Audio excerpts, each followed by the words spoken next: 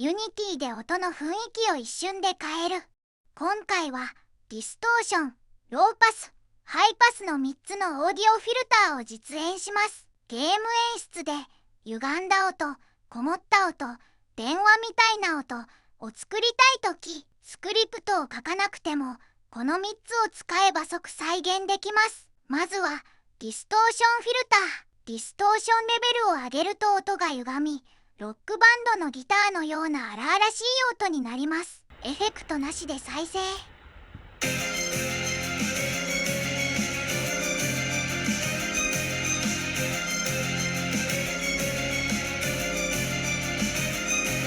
フェクトありで再生。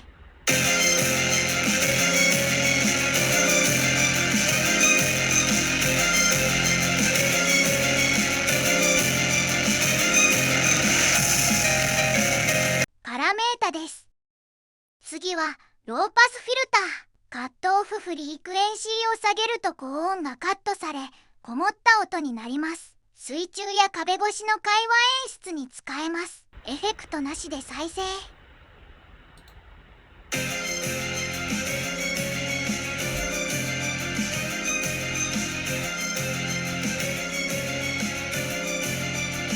フェクトありで再生。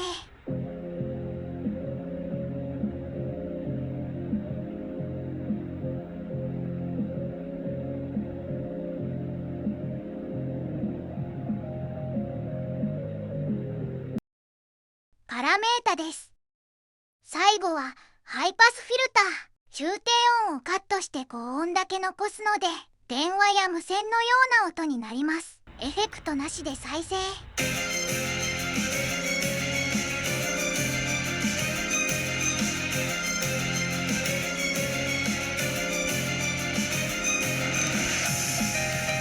フェクトありで再生。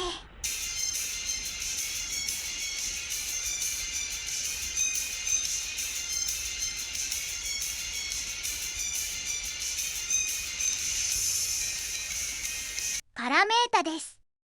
まとめると、ディストーション、歪み、ローパス、こもり、ハイパス、電話感、これらを組み合わせればシーンの雰囲気作りが一気に楽になります。短い効果音でも劇的に変わるので、ぜひ試してみてください。